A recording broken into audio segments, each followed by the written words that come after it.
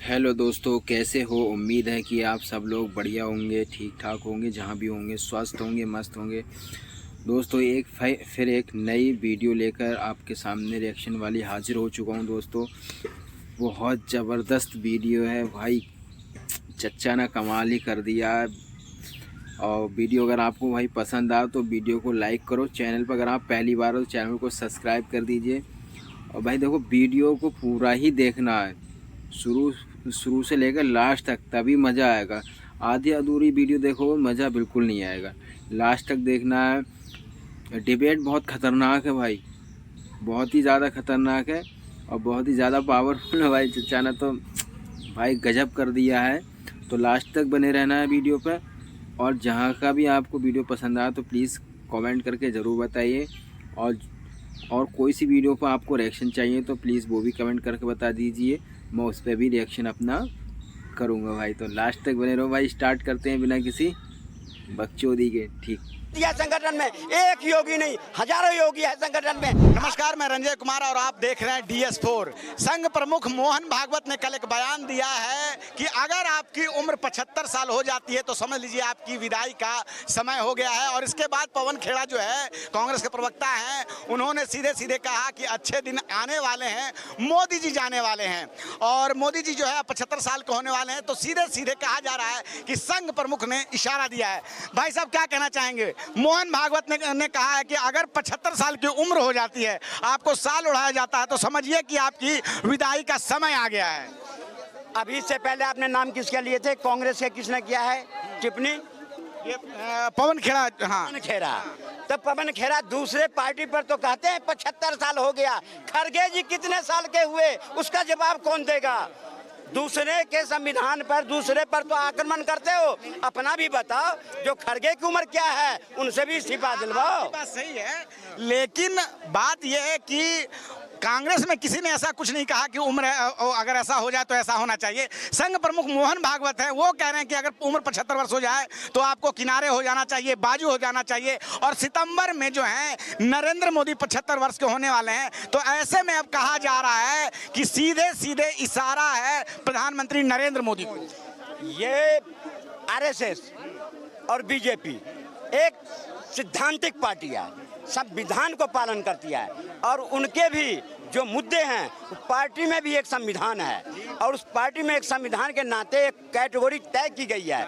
अगर मोहन भागवत जी कहेंगे किसी को भी, उसको मानना पड़ेगा। ये बात सही है कि भाई जो संघ प्रमुख कहेंगे मानना पड़ेगा। तो कहीं ना कहीं अब तो ये हो गया है कि नरेंद्र मोदी में अब वो जादू नहीं रहा जो पिछले 10 सालों से था। इसीलिए जो है अब संघ उनको किनारे लगा रहा है। उनमें जादू इतना है कि आज भी अभी जो कल आए हैं विदेश से 28 अवार्ड लेके आए हैं। आज तक कोई प्राइम मिनिस्टर गया था विदेश में, दरी बिछाने के भी काम में नहीं लगाता था। आज नरेंद्र मोदी 28 अवार्ड लेकर के आ रहे हैं देश के अंदर में। ये उनकी कार्यशैली क्या है और देश भी देखा है 11 साल के अंदर। तो सवाल यही है, पूरी की पूरी भाजपा जो है पिछले 10-11 सालों में जितने राज्यों में सरकार बनाई है, जितना आगे बढ़ी है, वो मोदी जी के कारण हुआ। ये इस बात को सही मानते हैं।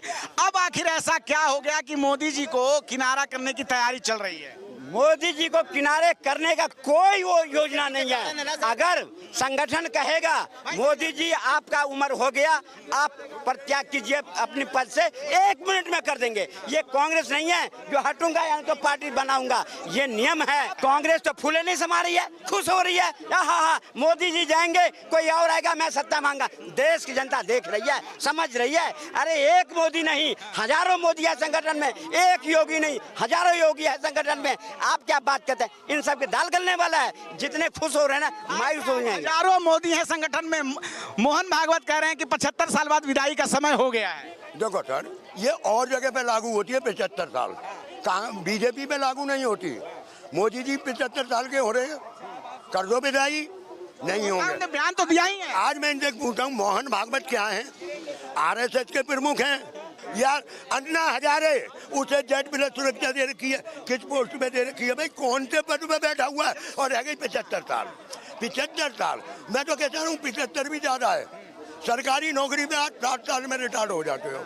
अरे 65 में रिटायर हो जाओ, 75 तक तुम बैठे और फिर भी कहते हो एक बार और मौका दो। कितने मौके लोगे? वही कह रहे हैं कि अच्छे दिन आने वाले हैं, मोदी जाने वाले हैं 75 साल बाद। तो क्या आरएसएस और एक मिनट क्या आरएसएस और भाजपा में सब कुछ ठीक नहीं चल रहा है? मोदी जी का 4 साल अभी बाकी है। देखो सर, अगर अच्छे दिन लाने हैं इस देश के अंदर तो मोदी जी का नहीं, मैं कह रहा हूँ बीजेपी का ही सफाया करना पड़ेगा आज इनके अंदर। अब ये बैठे हुए हैं, अभी पूछ लेना यही लोग, मैं बीजेपी की पॉलिसी बता रहा हूँ, वो लग रहे हैं पोस्टर। अभी ये पिछली साल बारिशों में किसकी सरकार थी? केजरीवाल की। पानी भर रहा है, रोड डूब रहे हैं। अब परसों बारिश हुई थी और उससे पहले हुई थी, दिल्ली का कितना बुरा हाल है देखा? भरे के नहीं भरे रोड, साफ हो गए रोड। कहाँ चले गए? अब दिल्ली पे बात कर लेना। वास्तविक में हकीकत में ये है आरएसएस में और बीजेपी में पिछले चुनाव से ही सही नहीं है, क्योंकि ये पिछले चुनाव हुए थे 24 वाला। अगर आरएसएस ने साथ दिया, क्योंकि तुमको पता है सिर्फ इन्होंने मोदी जी नहीं कहा था हमें आरएसएस की जरूरत नहीं है, और उसी आरएसएस ने हाथ खींच लिया, प्रचार में आगे नहीं आई। अगर आरएसएस प्रचार में होती, क्योंकि देखो एक हिंदूवादी संगठन है आरएसएस और आधार है उनका। अगर आरएसएस ने पिछले चुनाव में बीजेपी का इलेक्शन में साथ दिया होता तो मेरे ख्याल से 240 में नहीं 300 के लपेट में होते, पूर्ण बहुमत से होते ये अपने आप। पर इन्होंने खुद बीजेपी वालों ने, और आरएसएस बिना बीजेपी चल नहीं सकती, ऐसा समझो कि लंगड़ी। इसके बिना बीजेपी चल नहीं सकती, ये बात तो सभी जानते हैं। और इसकी तैयारी क्या 1 साल पहले हो गई थी? मुंगेरी लाल के हसीन सपने, जवाब दो ना। ये मुंगेरी लाल हैं, ऐसे सपने बना के रखे हैं जो मोदी जी हटते ही भाजपा की सरकार हो जाएगी। अब मैं कांग्रेस आया, अरे वारे वारे वारे वारे वारे वारे वारे, राम विमुख बिन रहा न कोई, बिन सत्संग विवेक न होई। जिसने राम को छोड़ा, जिसने राम को परित्याग किया, उसको कोई स्थान नहीं मिला है। यही सोनिया गांधी। ये दूसरों पे सवाल खड़ा करते हो, ये सवाल खड़ा करते हैं 75 साल। अपने खड़गे को तो निकाल के देखो, खड़गे को तो अरे सुनो तो सही, कितने साल? 16 साल का है क्या?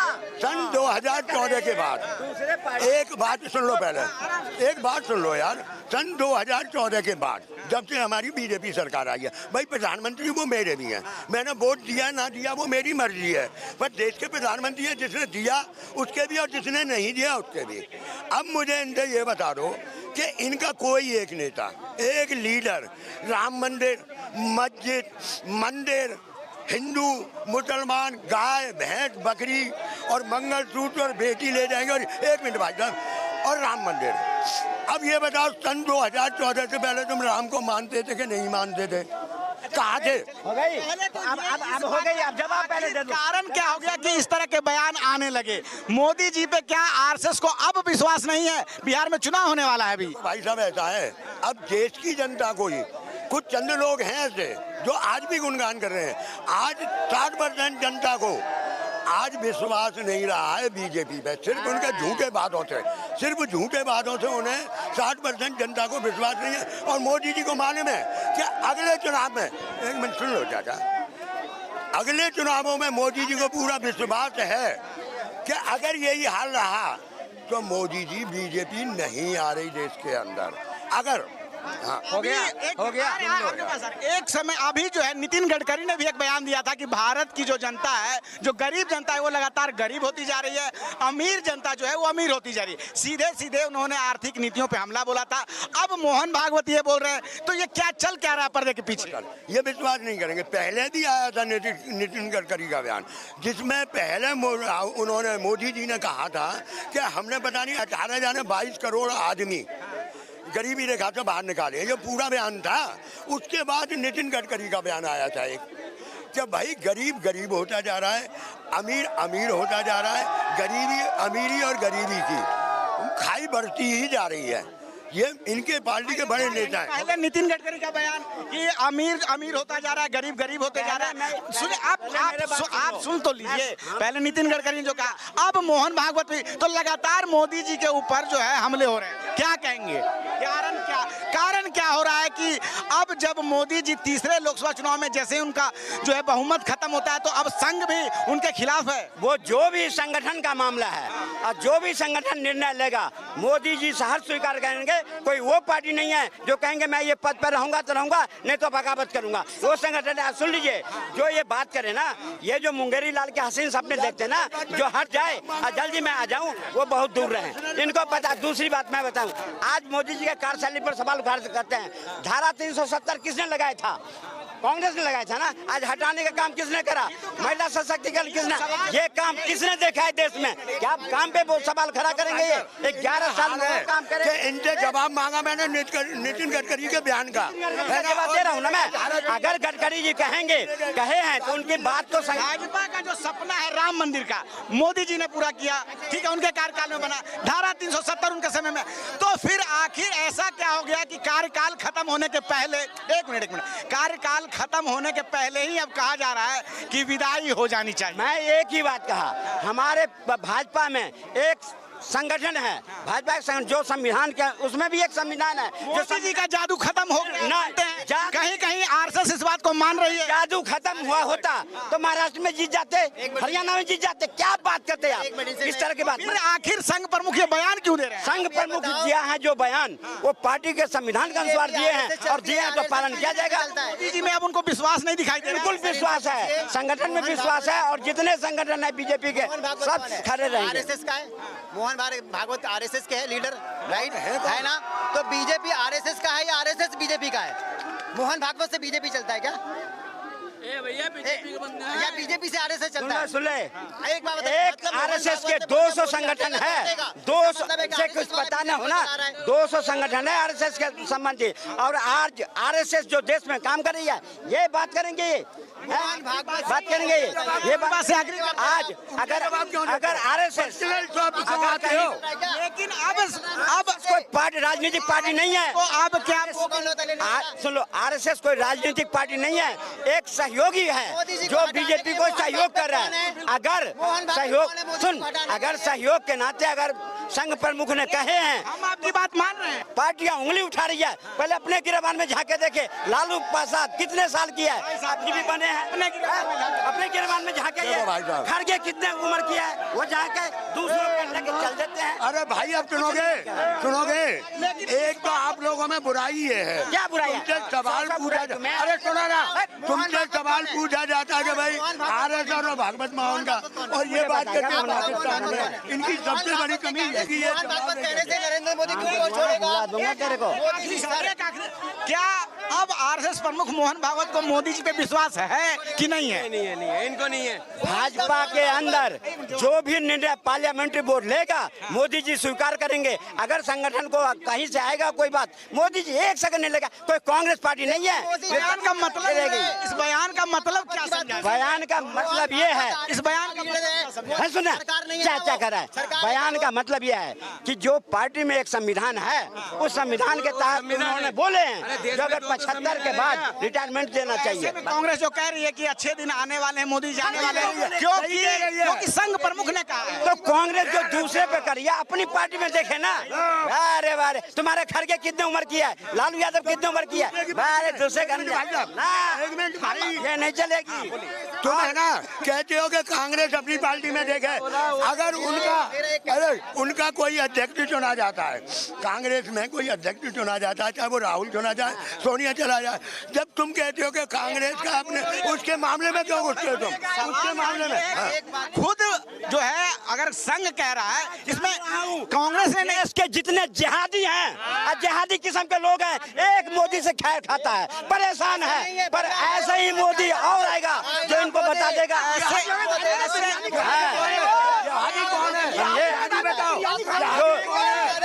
देख रहा है वो जीते नहीं, ठीक है, छोड़िए। तीसरे कार्यकाल का पहला साल बीता है और संघ प्रमुख मोहन भागवत ने कल एक बयान दिया कि अगर आपकी उम्र 75 साल होती है तो आपको बाजू हो जाना चाहिए, किनारा हो जाना चाहिए। ऐसे में राजनीतिक पंडितों ने कहा कि ये सीधे सीधे इशारा है प्रधानमंत्री नरेंद्र